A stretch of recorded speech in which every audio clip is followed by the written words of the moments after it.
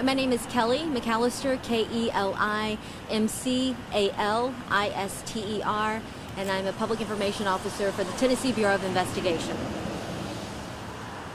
At the request of 30th Judicial District Attorney General Steve Mulroy, TBI special agents are investigating the circumstances leading to an officer-involved shooting that happened earlier this morning here in Memphis.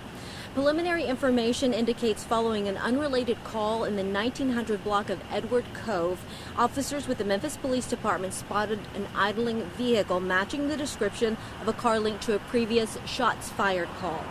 Officers were also able to determine the vehicle had been reported stolen. According to initial reports, as officers approached the car, they spotted a male sleeping inside with what appeared to be a handgun on his lap. Shortly after 6:30 a.m., as officers attempted to make contact with the individual, it is reported that a struggle ensued for the weapon, resulting in one officer firing his service weapon and striking the individual. He was transported to a local hospital for treatment. At least one officer suffered minor injury during the incident.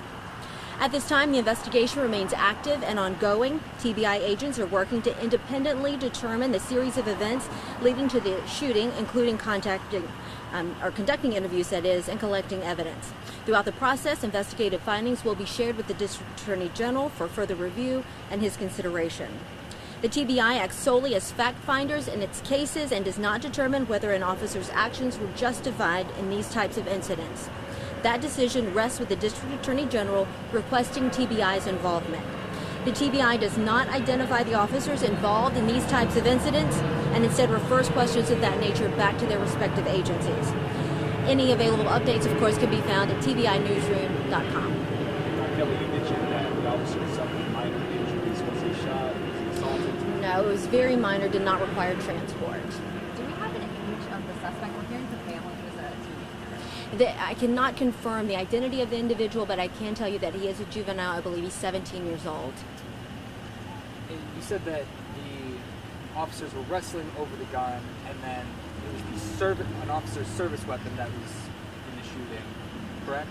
That is believed. The officer did shoot his service weapon, so that you can make determinations from that, but the officer did fire his service weapon. And did the gun that they were wrestling over, did that go off at any point?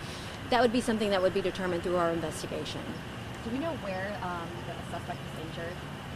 That's information that I couldn't release at this time. And also, you talked about the unrelated call as far as a shots fired call. Do you know where that happened at? Well, there was an unrelated call, and that's why the officers were initially in this area, and that's when they spotted that vehicle. The shots fired call was earlier somewhere in the Memphis area, but I'm not sure that location. MPD may be able to help you out with that. Do you know if he was linked to that? Well, that vehicle was suspected or matched the description of a vehicle that was spotted in that area, and so that's what initially caught the attention of the officers. Do you know if there is body camera footage? Any evidence would be collected and gathered. I can't speak specifically to what we have. And I know, Kelly, this has been a busy season for you guys. How many officer-involved shootings is this in the last few months? You know, as far as just in Memphis, I believe this is our fourth, maybe fifth, since the last week of November. That information, you can find it on our website, which is tn.gov/TBI, and that would have the information for the entire state.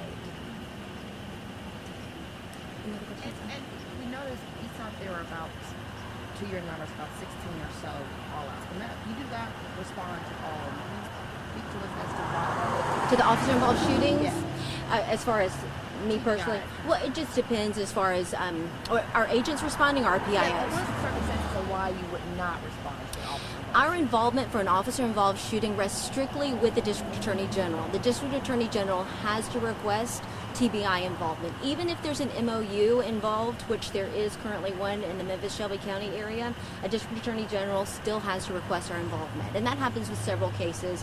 You know, some homicides we investigate, some we don't, and that is strictly at the discretion of the District Attorney General. How many officers actually approached this vehicle? I know one was injured, the same person was injured, the one that fired the weapon. There was more than one, but I don't have the exact number. The person injured is not the one that fired the weapon, or is it that same person? I'm not sure. Any other questions? The 17-year-old was sleeping in the car at the time. That's what it appeared. The individual was asleep inside of the vehicle. He appeared to have a weapon on his lap, and officers attempted to make contact contact with him, and that's when the scuffle ensued.